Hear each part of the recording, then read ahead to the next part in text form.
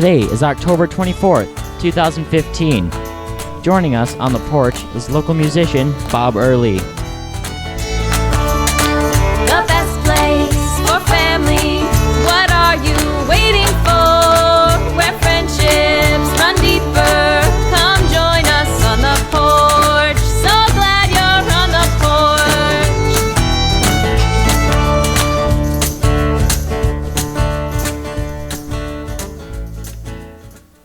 Well, kids, you've made it another week, and you've decided to reward yourself by listening to another exciting episode of On the Porch Radio Hour.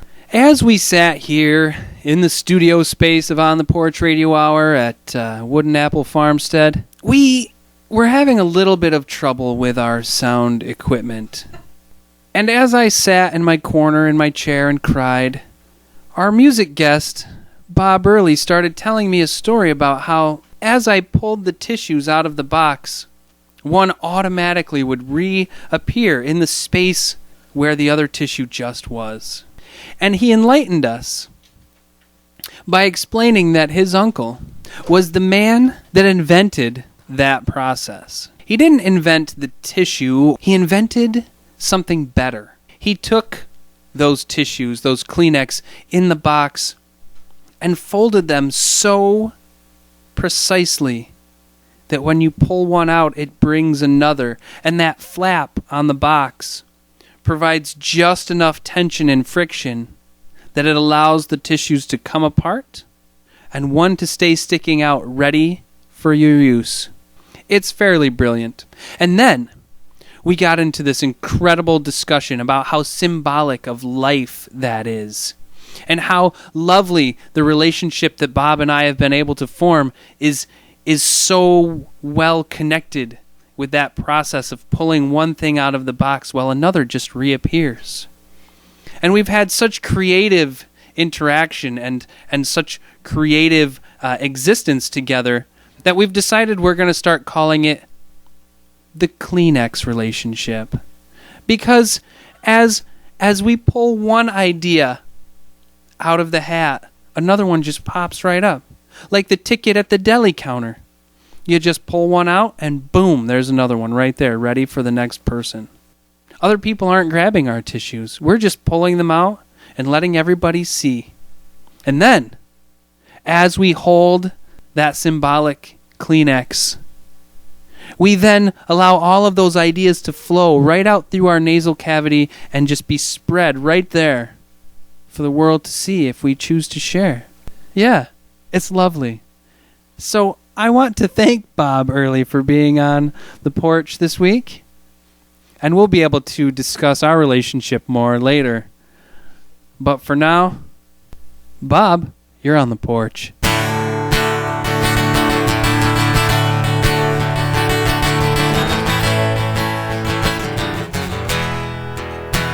And if love is all that I need, well, I'm gonna quit my job. And when they come looking for me, you can send them all my love. In the end, love is everything. But since we can't get along, I guess this is goodbye. Who am I to tell you it's wrong? If you love some other guy, in the end, love is everything.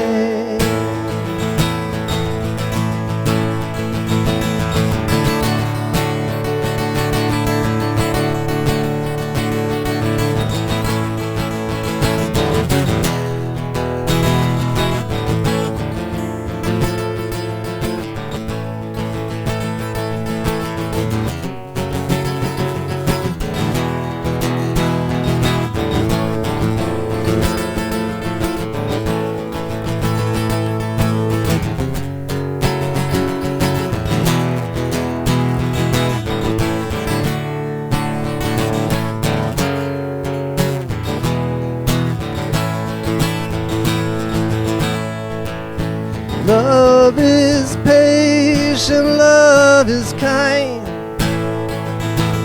It does not seek its own.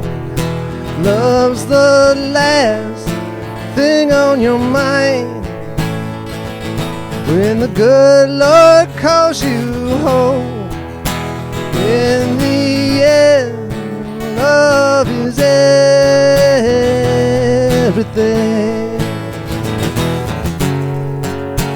In the end, love is everything.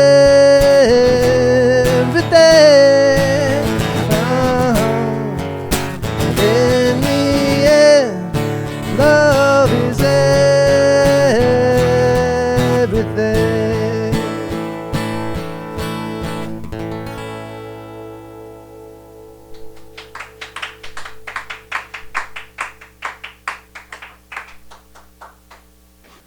Tonight's episode of On the Porch Radio Hour is brought to you, as so many things are, by envelopes.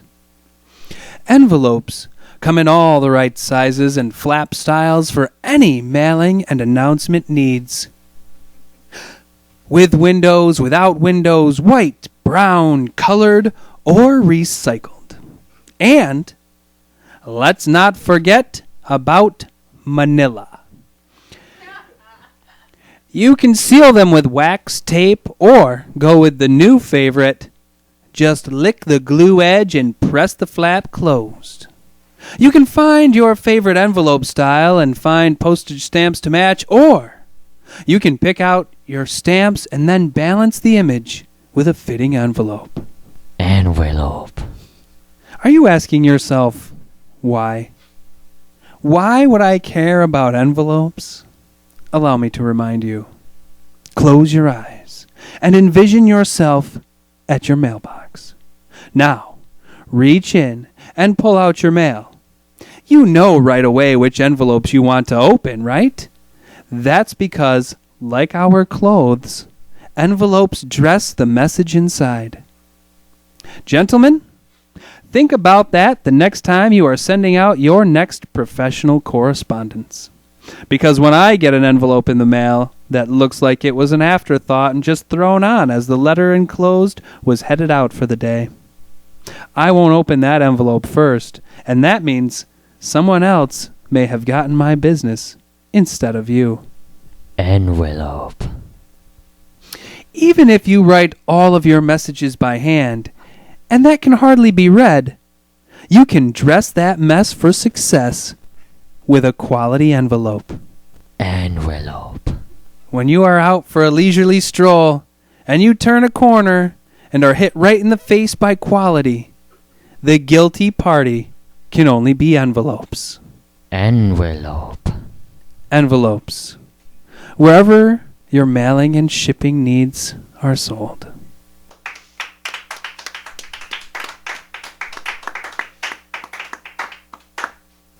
Once again, it's time to check in with On the Porch Radio Hour's political analyst, Tally Marks. Hello, Tally. How are things on the road? Hey, Matthew. Things are good. I've been spending so much time on the political playground that I've decided to take a break and chat with you from a real children's playground. How lovely. What scoops do you have to share with us today, Tally? Let me start by telling you that things have ramped up since the last time we spoke, Matthew. There have been debates for both the Republican candidates and for the Democratic candidates.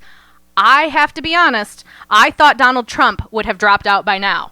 However, he seems to be going strong, and he's doing pretty well. How does what Mr. Trump is doing translate to the opinion polls? Well, at this point, Donald Trump is ahead of his Republican counterparts, with about 30% of Republican voters saying they would vote for him. But let's compare that to Hillary Clinton's 45% of the Democratic voters giving her their interest. So you are saying that Clinton and Trump seem to be the front runners in their respective parties? That's correct. Although we are a year away from the presidential election. Things are steaming up and hitting full gear. There is a lot that could change.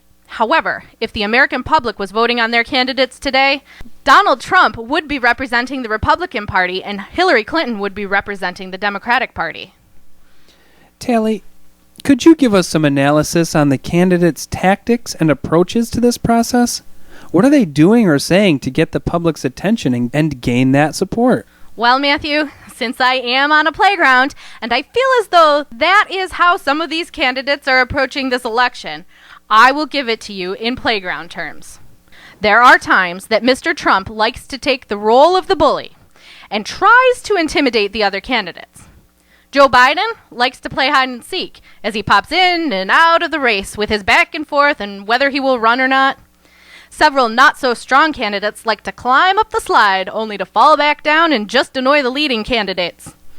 Several candidates, like the strongest female Republican, Carly Fiorina, have solidly positioned themselves on the swing set and are out front strong and then back out of sight. Then out front and strong and then out of sight again. Those folks will want to grab a more consistent footing if they want to stay in this thing. And in the recent Democratic debate, Hillary Clinton just ran a straight game of kick some can. Great analogies, Tally. I do have another question. Are any candidates doing anything to promote themselves that may not be considered political? You see, Matthew, I don't know if this was a move by Mr. Trump himself, but since we are nearing Halloween night, a new costume has hit the shelves. That's right, Matthew. The sexy Donald Trump costume will be walking from door to door soliciting candy and votes next weekend. Wow, that's exciting. I wonder how many other candidates will be walking the streets next weekend. There are so many that thousands of front lawns could break out into impromptu debates. I can see it now. My opponent stands for mixing their chocolate and mints in the same trick-or-treat bag. I cannot stand for the diluting of the flavors of each by combining the two. I will not continue to support the individuality of the flavors by keeping them separate. And my opponent believes we need to be carrying trick-or-treat bags with cement walls with razor wire to keep the unlikable flavors out. This holiday was built around freedom and liberty. I will fight to maintain justice for all candies, big or small, sweet or sour. Matthew, that may be a bit too far. Maybe. Maybe not, Tally. Maybe next time we could reach you at a circus, as it looks to me like this could escalate to beyond playground analogies. Possible. Very possible. Well, thanks so much, Tally, for all your hard work. We'll catch up with you somewhere else in the U.S. That was Tally Marks, On the Porch Radio Hour's political analyst. We caught up with her at a playground somewhere in the United States. You're listening to On the Porch Radio Hour. We'll be back in a moment. What's happening in Central New York? The Connect Chamber Series presents pianist Helen York on Wednesday, October 28th. With an international reputation as a vocal coach and consultant, Ms. York spent over a decade as Renee Fleming's exclusive recital pianist. For more information, call 315-312-2141. The Oswego Music Hall presents the Delaney Brothers tonight at 7:30 p.m. Visit oswegomusichall.org for more information. Little Shop of Horrors runs through October 31st at the CNY Playhouse. Visit cnyplayhouse.com for more information. 13th Hour Rising Haunted Hayride is located just north of Baldwinsville on 200 wooded acres and is Central New York's only professional haunted hayride. For more information, visit 13thhourrising.com. Oliver opens at the CNY Arts Center in Fulton on November 6th and runs for 2 weekends. Tickets are on sale now. The CNY Arts Center also has upcoming classes in cake decorating and is currently hosting Hallows Eve, an art exhibit celebrating the spirit of Halloween. The Writers' Cafe meets the last Sunday of the month with the next session tomorrow at 6 p.m. For more information about the Writers' Cafe, other projects, and events at the Arts Center, or to purchase tickets to Oliver, please visit cnyartscenter.com. The Red Room Sessions at Wooden Apple Farmstead are a time for songwriters, musicians, and anyone else who wants to build their musical skill and knowledge to get together. We share songs we are working on, bounce musical ideas off each other, and we usually have time to just play a little music. This is a supportive environment where all levels of songwriting and musical experience are welcome. The next session is tomorrow at 6 p.m. For more information, visit Wooden Apple Farmstead on Facebook or call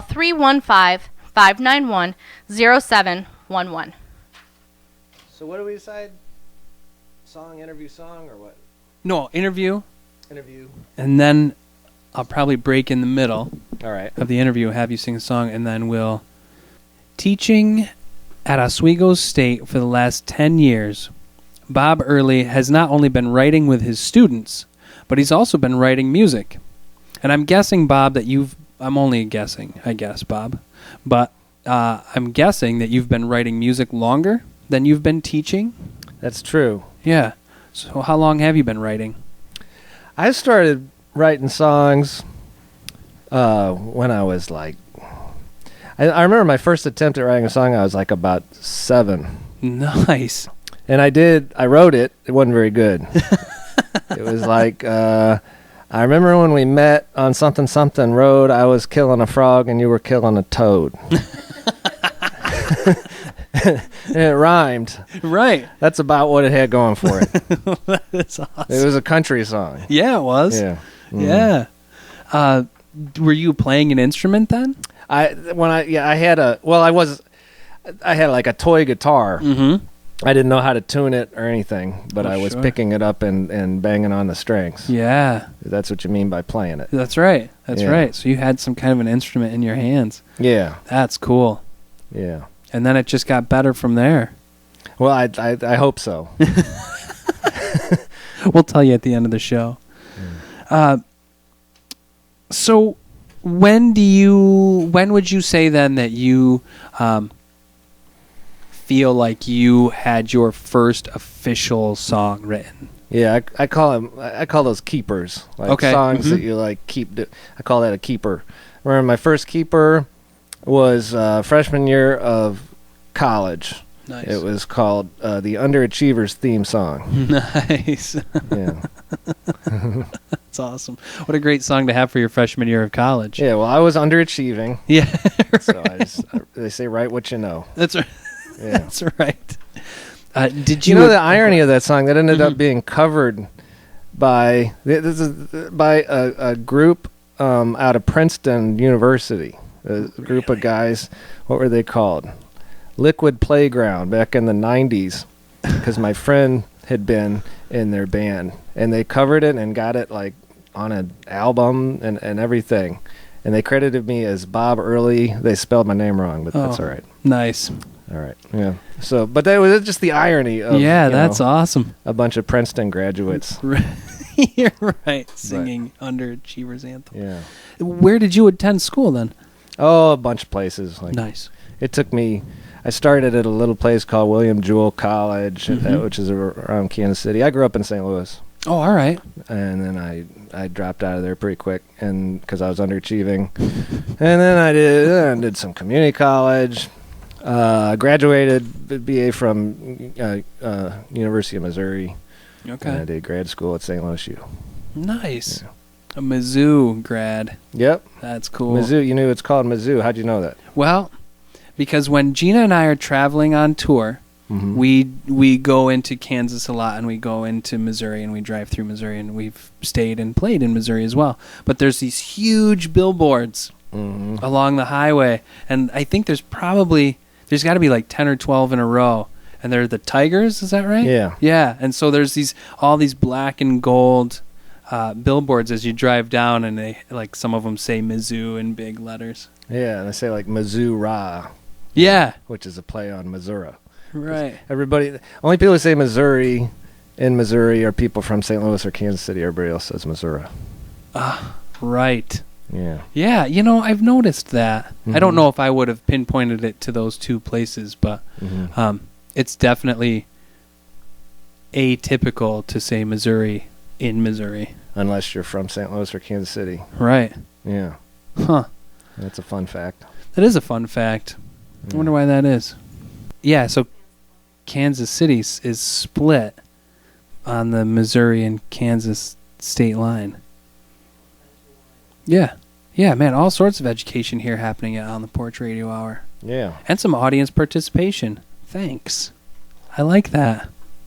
It's good to have interaction. We're doing what we call breaking the fourth wall. So this is Bob's interview. I'm going to keep going. So were you playing in college then? Did you get some gigs or do open mics or anything like that? Yeah, I played quite a bit at Mizzou. Mm-hmm. I was in a band called the Fashion Colors, which was supposed to be Nice. funny. Yeah. The name was supposed to be funny. But I don't know. Not everybody got it. Right. But yeah, we were kind of, I don't know what we were. We were a bunch of different. It was like it was three of us. The drummer was like really into like Stevie Wonder and like kind of classic soul and stuff like that, and like Sam Cooke and stuff. And the bass player was like into punk, and I was kind of into I was into like hippie music. Mm-hmm. So it was kind of a mess. Like, Yeah. Sometimes it was a really good mess, Right. but it was kind of like, it was a fight. It was a musical fight happening before the audience's eyes. And we also, on top of us all having different tastes, we were all three very like kind of obsessive and stubborn. And so, yeah, it was So you all just were doing your own thing and making it work together. sometimes making it work. Yeah, there was a lot of there was a lot of tension. Yeah, I bet. It was a high drama situation. The Fashion Colors. Yeah. So then you became a solo act after that? Yeah, I guess. Yeah, I guess after 3 years, the Fashion Colors were no more, and then I guess I've been a solo act ever since. Mm-hmm. Yeah, I can see how a situation like that might result in. Well, no, I haven't been a solo. I forgot. I did a thing for a couple of years here in Central New York called the Breakdown Brothers, Okay. and we used to do a monthly thing at the DeWittshire Tavern that was like Dylan and the Dead Night. Nice. And that was fun. Yeah. But then, these things never last. Right. Yeah. Yeah. So when you're doing the solo act thing, you kind of have way more say. That's true. Yeah. It's Yeah. nice. Mm-hmm. That does work really well. So you've been writing then for a long time, and how many keepers would you say you've got? I'd say it's probably about 50 Nice. or so, Mm-hmm. which is not that much when you consider it's been over 20 years I've been doing it. So I need to step it up. Really. I should have more. Or you should be less critical, and kind of go back and look at some of your Keep older more of 'em. Yeah, look at the ones that you didn't keep from before. Yeah, that's true. You I don't might know. you might Some- go back and find some gems in there. Yeah, I don't know. Some of the keepers are no good. So if I didn't keep them, yeah, Then maybe you shouldn't keep them. probably not. I don't know though. Do you talk to your classes at all about music writing? Is that a part of the curriculum at all, or referenced? But talk about, like, this semester I'm teaching one lit course. I mostly teach, like, just writing, like the freshman comp course. But I'm teaching an introductory lit course this semester, and so we're doing a poetry unit. So I just said, songs or poems. Right. So we studied some songs, Nice. some song lyrics. We just analyzed them like poetry. I had the students bring in some stuff. Nice. Which I'd say what it was, but I never heard of it. I can't remember it. It was good though. There's still, young people like are still listening to good stuff. There is hope. Yeah. That's true. So it was good to know. We did analyze the lyrics to "That's the Way" by Led Zeppelin, which was fun. Yeah. Yeah, I was just thinking, as I was doing that, I was thinking like, how cool is my job? I'm like leading a bunch of students through a discussion of "That's the Way" by Led Zeppelin. That's really cool. Yeah. Yeah. So do you think that I have some more questions for you, but I'm wondering if you can give us one of your keepers right now, and then Okay. we'll come back. Here's a keeper. This was a Fashion Color song, by the way. Awesome. And then you've heard this because I did it at the live dance music recital. There. Yes. Thank you for bringing that up because I want to talk Gina. about that. Yeah. This is a thing that Gina did such a good job putting together. And this is one of the songs I played at. This is called "Though I Can't See You." All right.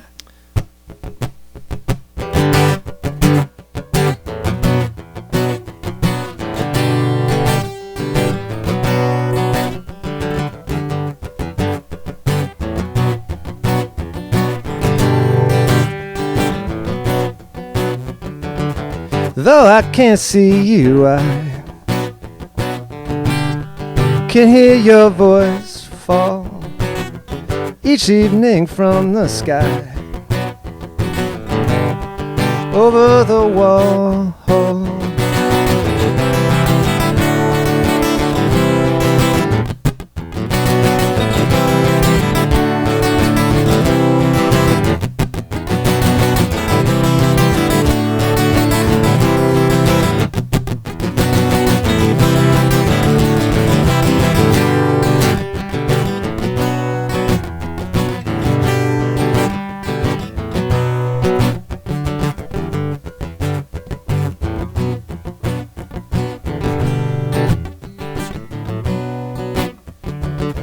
Though I can't see you, I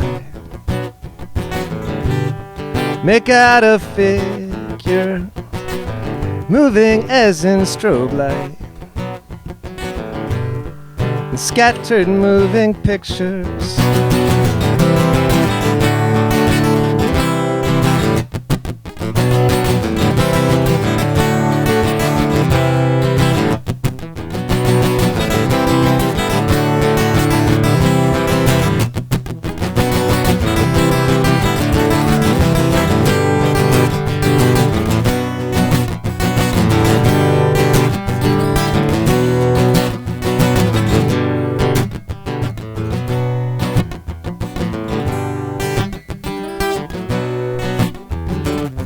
Though I can't see you, I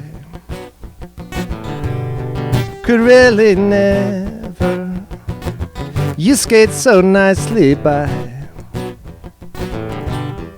and back forever, and back forever, and back forever.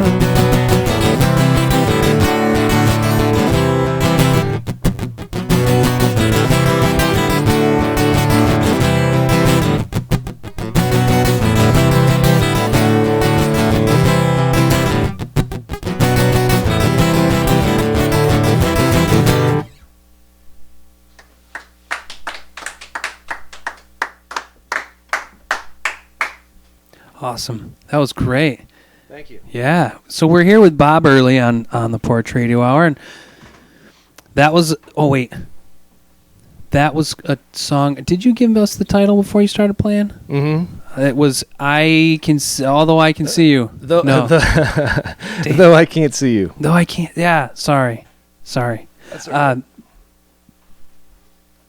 Now you were saying that was a song that you wrote with the band that you were playing with in Mizzou. Mm-hmm.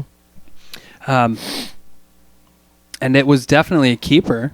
I like that song. Thanks. Yeah. And I like it. I like the version that you're playing now as a solo act. And based on what you were telling us earlier, I'm guessing that the version that was the band version, the 3-man band version, was probably a little bit different. Yeah. It was it was really good. The guy had a great bass line for that song. Yeah. I wish I could. He's back in Missouri, or I would have brought him along. Yeah, that's cool. Yeah. And that is the song that you played at the dance recital, the live music dance recital that you did with Gina Holsopple and Jim Schaefer. Right. And that was a really cool experience. And I'm curious as to how you came about to be part of that.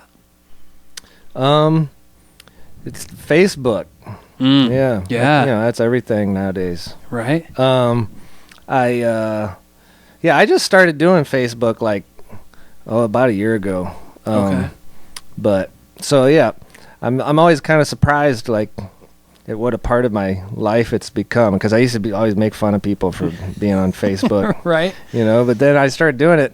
I don't know. There's a lot of cool stuff that can happen sometimes with this social media stuff.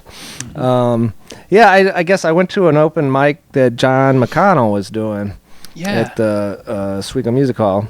Mm-hmm. And so I became Facebook friends with him, and then he put out the thing. I guess he shared Gina's thing about this live music dance recital, and then I just showed up, or I emailed or Facebook instant messaged Gina, and she said come on out, and then the rest is history. Nice. Yeah, that's really cool. That was a great experience. I had a lot of fun being there and being part of it, and it was really neat to watch how it all came together. And one thing that I did not see was the process of once you and Gina and Jim started getting together, the writing and the playing and all of the things that you guys were doing to come together to make that one song where, because you wrote 2 songs together, right? Or no, just one song. We wrote one song just together. Wrote that one last song together that was based on a dance that was made before. The dance was choreographed before you guys. Yeah, and we wrote the went song. and watched them do the dance when the dance was brand new. They had known it for like about 2 hours. Okay. And we went and watched them do the dance at Stephanie's studio in Oswego, and and we videotaped that with our phones, and then we just each went back and said, "Well, see what we can come up with." And I came up with a song that worked, and Jim came up with a song that worked, and then we just I thought we were gonna have to choose one or the other, but then Gina was like, we can just kind of have half of it be Bob's and half of it be Jim's, and it worked. I couldn't believe it. It worked real well. That was really cool.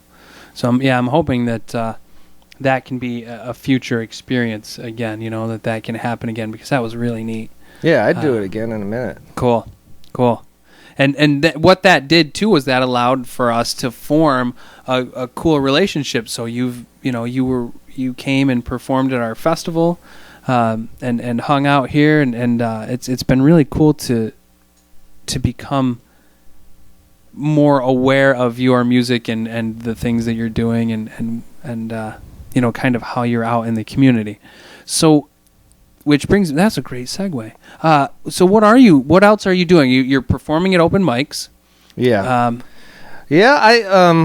I've been pretty busy because I did your festival. I did the Crick Hill Festival down in Marcellus, which was a blast in September. And then I'm doing this. This is the last thing on my calendar, though. So if anybody's listening, if you need a guitar player and singer, I can do it. Yeah. I would recommend you, actually. Well, I would appreciate that. Absolutely. Yeah. So if anybody is looking, you can get a hold of either Bob or us on the Porch. What's the best way for somebody to get a hold of you? Is that Facebook? It's probably the easiest way to find me is Facebook. Yep. Yeah. And it's just your Facebook's Bob under Bob Early. Early. Yep. Okay. Just Cool. Bob Early. Nothing fancy about it. Nice.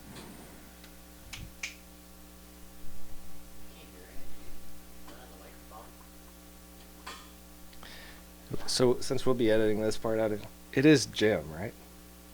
Jim? Was the guy. The other guy, yeah. Okay. Yeah, it's Jim Schaefer. Yeah. We'll have to go back and do that whole thing.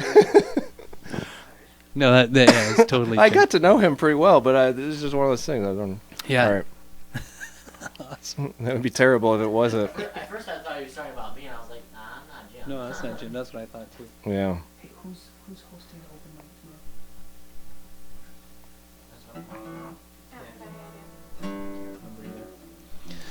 tomorrow? So maybe we'll see you at the open mic tomorrow night at the music hall?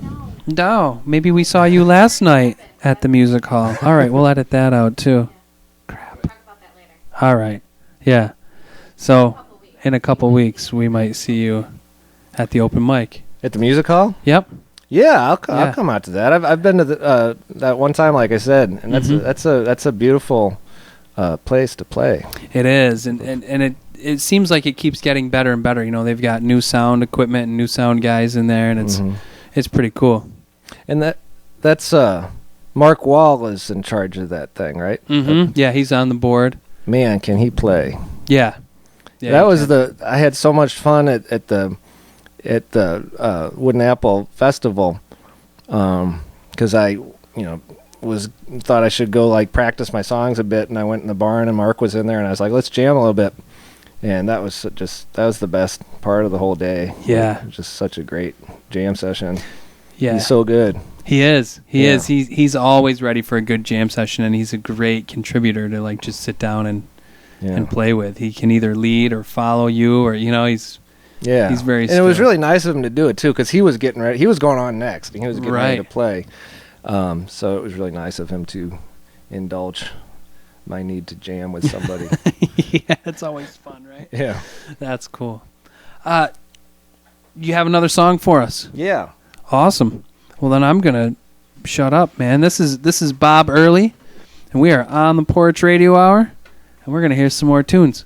Thanks, Bob. All right, this one's called New Sunglasses.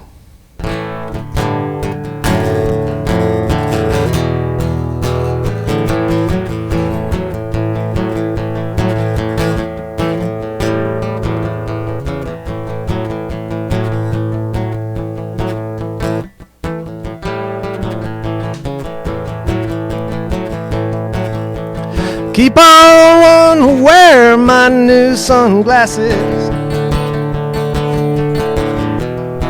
but it's cloudy all the time. I keep on trying to remember where your house is, but it always slips my mind. Now college never seemed to get me nowhere, and I've been to 2 or 3. Have you think you'll die if you don't go there? Enlighten everyone but me.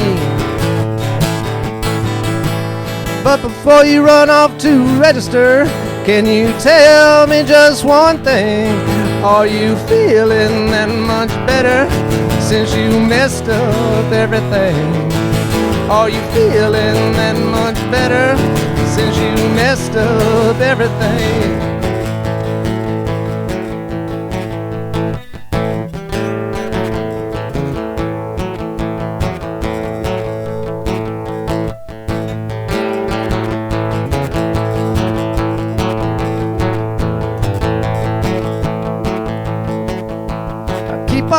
Hoping to find some brand new music, be the soundtrack of my life. I've been watching MTV to help me choose it. Criticize me all your life. You told me that you'd teach me how to two-step, and I still ain't never learned. You told me that I left you feeling used up. It must be someone else's turn. But before you two start stepping, can you tell me just one thing? Did you realize when it happened that you messed up everything? Are you feeling that much better since you messed up everything?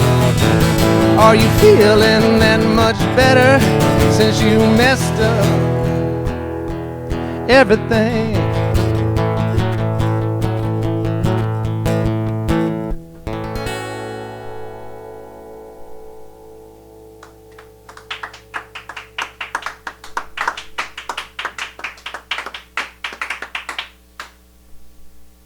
How do you feel?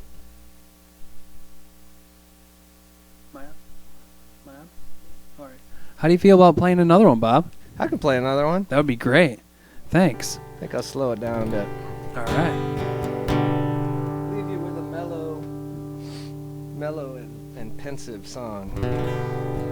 I saw one of the drawings in the bathroom. There was someone sitting pensively. So think about that. That should be the image.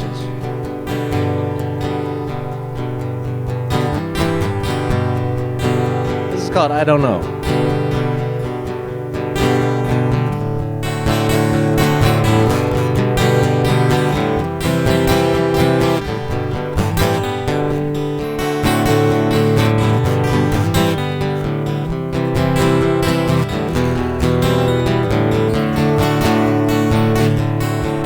I don't know which side to be on.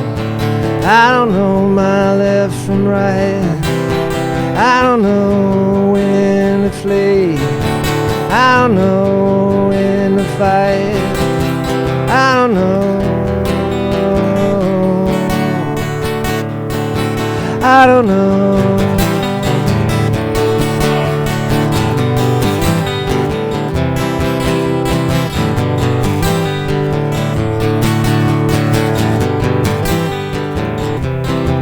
I don't know. I don't know if I deserve this. I don't know if it's for real. I don't know what to call it. I don't know how to feel. I don't know. I don't know.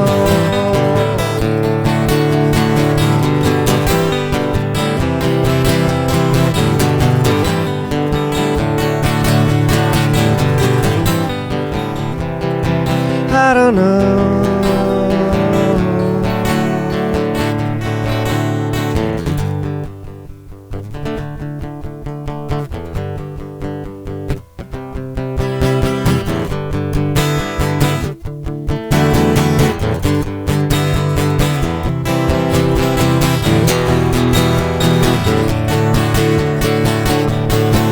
I don't know none of you from Adam. I don't know you from myself. I don't know what's up with heaven. I don't know what's down with hell. I don't know. I don't know.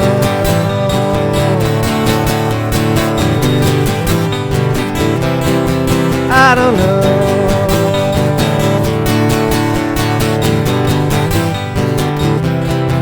I don't know. I don't know.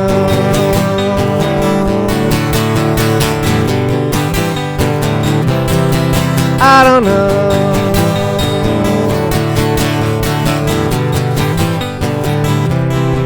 I don't know.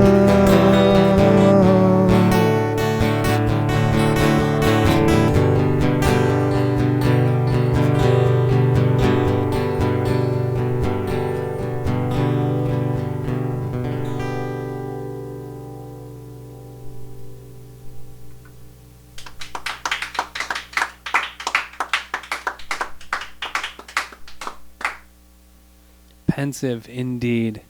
Thanks so much, Bob. Thanks for being on the porch. Thank you, Matthew. You bet. We will see you around, hopefully, and I'm hoping that some of our listeners will see you around too. Yeah. All right. It's June 1935, and Johnson Merrithew woke up ready to do something different, ready to take all of that stuff that he'd been doing and put it to test, take it to task, and really make something of it. All that stuff that he'd been doing was really just lifting, carrying, and moving really heavy things. He just liked to find heavy things and move them.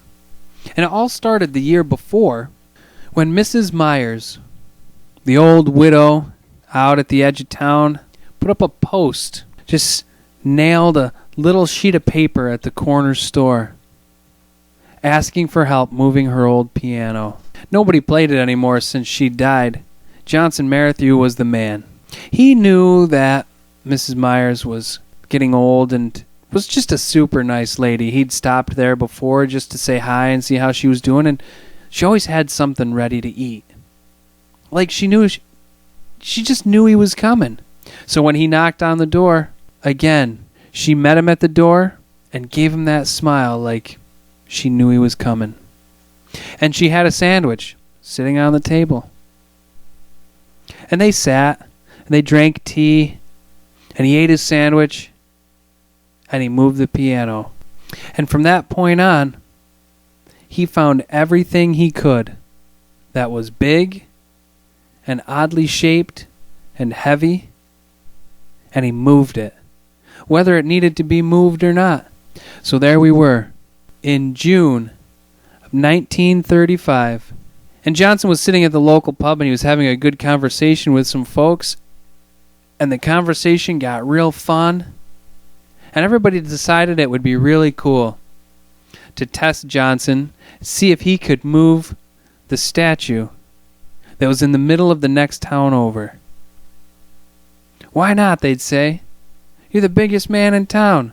You're obviously the strongest man in town. You've been moving things everywhere. One old man spoke up and said, "Why, it was just the other day that Johnson took that boulder out from behind my driveway and moved it to the other side. I kinda like it there, so I asked him to keep it." Johnson was kinda sad because he wanted to move it back, but the old man liked it where it was. So the next day, everybody followed Johnson out to the town, and they looked around.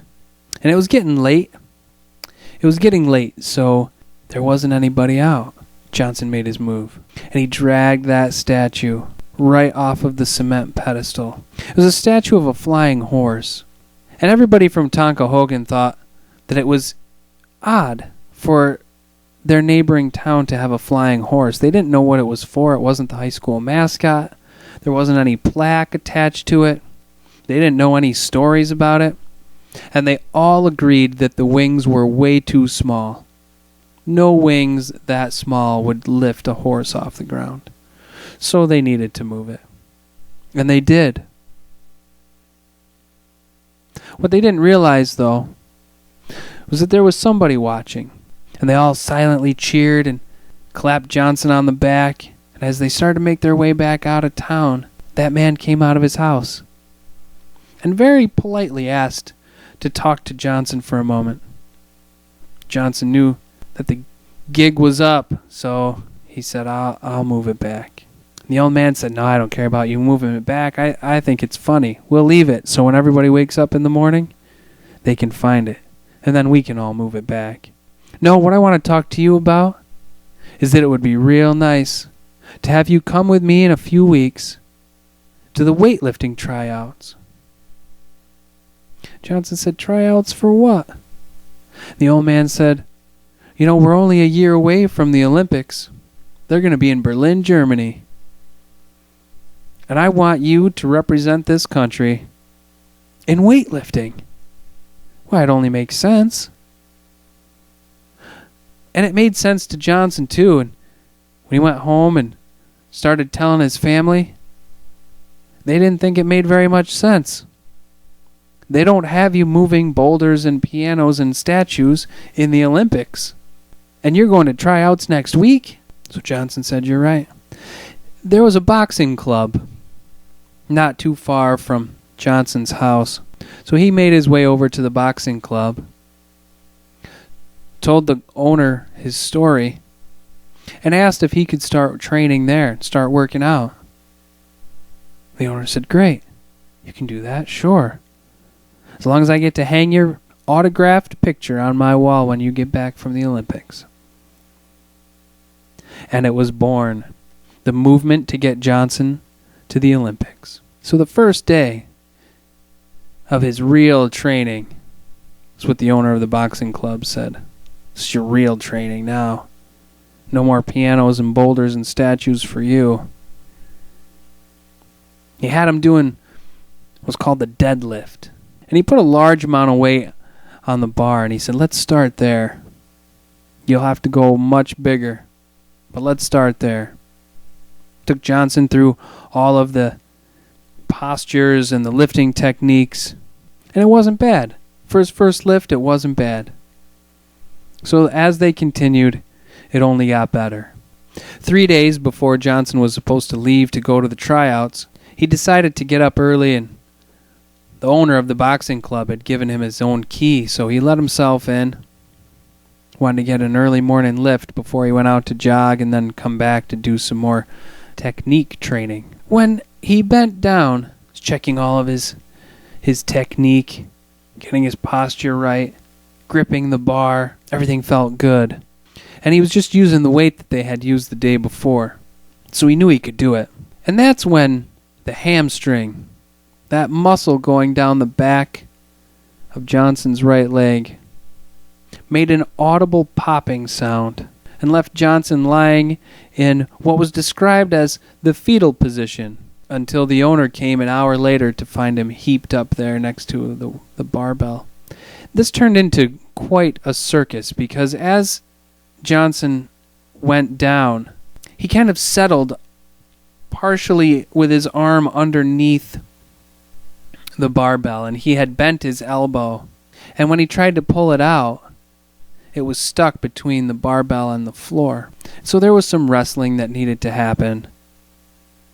And Johnson was in quite a contorted, painful position. So by the time they got him out, what was left was a man that was not only injured in the leg, but was now injured in the arm as well. The boxing club owner called some of the folks nearby. He went out in the street and called some folks over, and they all helped get Johnson on a gurney, and they carried him off down to the doctor. They had to get a hold of Johnson's weightlifting trainer too, not just the man in the club, but the man that met them out in their neighboring town. And he took Johnson to his house, piled him into a bed, and started an icing and stretching routine to try to bring Johnson back to health. But what he had done was beyond fixing, at least beyond fixing before the tryouts began. Johnson decided that he was going to have to try out for the 1940 Summer Olympics instead. After his elbow had healed, his leg was still in pretty rough shape, so he did a lot of lying around. He didn't like to sit, because to sit put him on his hamstring and made him bend his leg, and that was still pretty painful. He was coming along good, though. Everybody agreed.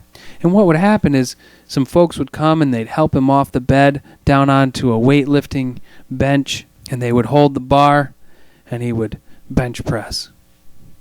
And at least he could work his upper body. Sometimes he would sit up when his leg didn't feel too bad, and he would do some curls in the sitting position. So then Johnson decided one day that when they were helping him down onto that bench, he said, I want you to put a little extra weight on there. I'm feeling really good today, and I want to see if I can beat my own record. I want to put up the highest weight that I've put up. So they put the weight on. He had his spotters there, and he turned with a smile to those two spotters, and he said, just step outside the door. I got it. I'm going to put it up once, and then I'll call you back in. Everybody stepped outside the door, knowing this was probably a bad idea. Nobody should be lifting that much weight, lying on a bench, without the spotters there. At least at this point. Johnson didn't realize that his elbow wasn't as healed as he thought it was. There were still some tears there. And as the folks stood outside that closed door, they were all holding their breath and listening, waiting for him to call them to come in and tell them whether or not he had lifted the barbell. And what they heard instead was a low, muffled tune. And they thought he must be done if he's singing. So they opened the door, and they all peeked through. And there was Johnson laying on his back, his face contorted and swollen and the color of a cherry, with the barbell leaving a trench in the middle of his chest where all the weight was just piling down on him, and he was not able to lift the barbell off of his chest.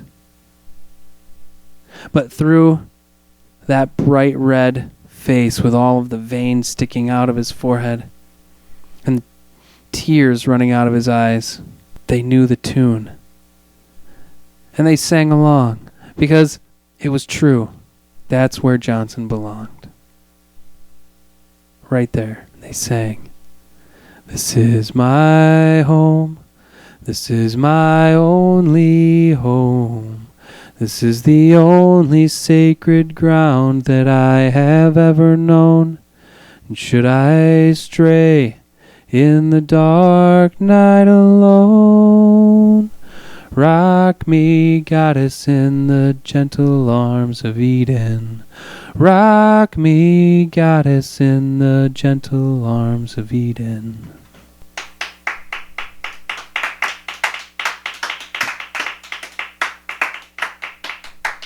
And that raucous applause marks the end of another successful episode of On the Porch Radio Hour.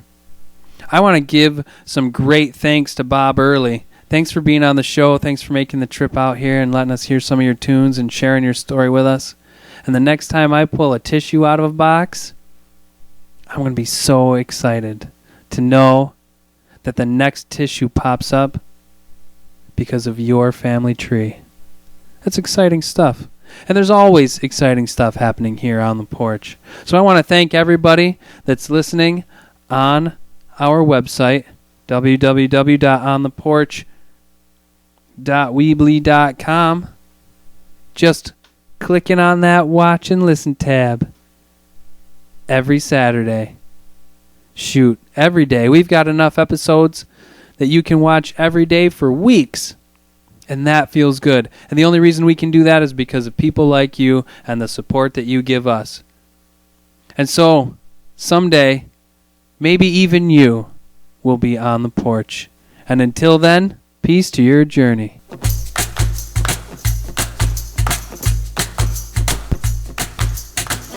On the Porch is a production of the Wood and Apple Farmstead with host and writer Matthew Wood. Our musical director is Gina Holstoppel. Our stage manager is Ray Monet. This week's sound technician is Maxwell Wood. This week's special guest is Bob Early. Find information about past shows, being on the porch, and much more online at ontheporch.weebly.com.